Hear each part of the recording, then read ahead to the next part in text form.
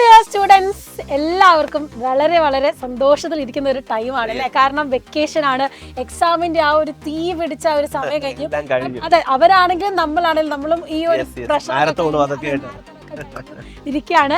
അപ്പോൾ ഈ ടൈമിൽ കുട്ടികൾ ചിന്തിക്കുന്ന ഒരു കാര്യം അല്ലേ, കാരണം പല കുട്ടികളും നമ്മളോടാണെങ്കിലും ചോദിക്കുന്നത് മിസ്സേ ഇത് 10th ഒക്കെ കഴിഞ്ഞു, ഇനി സയൻസ് എന്തിനെടുക്കണം എന്നുള്ള കൺഫ്യൂഷൻ ആണ് അല്ലേ സാർ?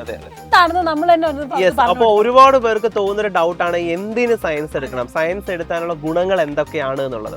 ഓഫ് കോഴ്സ് സയൻസ് എന്ന് പറയുമ്പോൾ തന്നെ അതിനകത്ത് ഒരുപാടുണ്ട്. ബയോളജി സയൻസ് ഉണ്ട്, കമ്പ്യൂട്ടർ സയൻസ് ഉണ്ട്, ഈവൻ ഇലക്ട്രോണിക് സയൻസ് ഉണ്ട്, ചില സ്കൂളുകളിൽ ഹോം സയൻസ് ഉണ്ട്. അപ്പൊ ഇങ്ങനെ സയൻസ് തന്നെ വളരെ അധികം വിഭാഗങ്ങളുണ്ട്.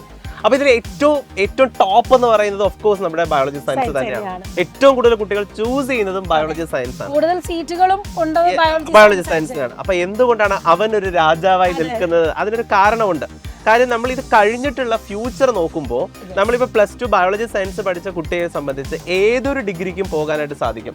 അത് മെഡിക്കൽ ഫീൽഡ് ആയാലും ശരി, എഞ്ചിനീയറിംഗ് ഫീൽഡ് ആയാലും ശരി, മറ്റ് സബ്ജക്റ്റുകളായാലും. ഒരു ഉദാഹരണം പറഞ്ഞു കൊടുക്കാം നമുക്ക്. അതായത് നമുക്കിപ്പോൾ നിങ്ങൾ BCom കൊമേഴ്സ് എടുത്തവർക്കുള്ളതാണെങ്കിൽ പോലും ഈ BComലേക്ക് നമുക്ക് സയൻസുകാർക്ക് അപ്ലൈ ചെയ്യാൻ പറ്റും, കൊമേഴ്സുകാർക്കും അപ്ലൈ ചെയ്യാൻ പറ്റും. പക്ഷെ BSc ഫിസിക്സിലേക്ക് സയൻസുകാരന് മാത്രമേ അപ്ലൈ ചെയ്യാൻ പറ്റുള്ളൂ. ഒരിക്കലും കൊമേഴ്സ് പഠിച്ച ഒരാൾക്ക് ഇങ്ങോട്ട് വരാൻ പറ്റില്ല. അപ്പൊ അവരുടെ എല്ലാ മേഖലയിലേക്കും നമുക്ക് എന്ത് ചെയ്യാം, ഇങ്ങനെ കടന്നു കയറ്റം നമുക്കുണ്ട്. ബയോളജി സയൻസ് എടുത്ത ഒരു കുട്ടിക്ക് എന്ന് പറഞ്ഞാൽ ഒരു വാസ്റ്റ് ഓപ്പർച്യൂണിറ്റീസ് ഉണ്ട് എന്നുള്ളതാണ്. ഇപ്പോ ഈ എന്തുകൊണ്ട് കമ്പ്യൂട്ടർ സയൻസുകാർക്ക് കിട്ടുന്നില്ല എന്ന് വെച്ചാൽ കമ്പ്യൂട്ടർ സയൻസുകാർക്ക് ഒരിക്കലും മെഡിക്കൽ ഫീൽഡിലേക്ക് വരാൻ പറ്റില്ല.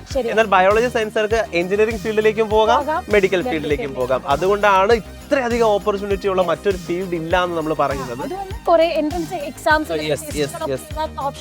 കൂടുതലും വരുന്നതും ഈ ബയോളജി സയൻസുകാർക്കാണ്. അപ്പൊ അതുകൊണ്ടാണ് ബയോളജി സയൻസ് എന്നും രാജാവായി തന്നെ നിൽക്കുന്നത്. ആ ബാക്കിയുള്ള സബ്ജക്റ്റുകൾ മോശമെന്നല്ല, ആ ഫീൽഡിലേക്ക് പോകുമ്പോൾ അത് നല്ല സബ്ജക്റ്റുകളാണ്.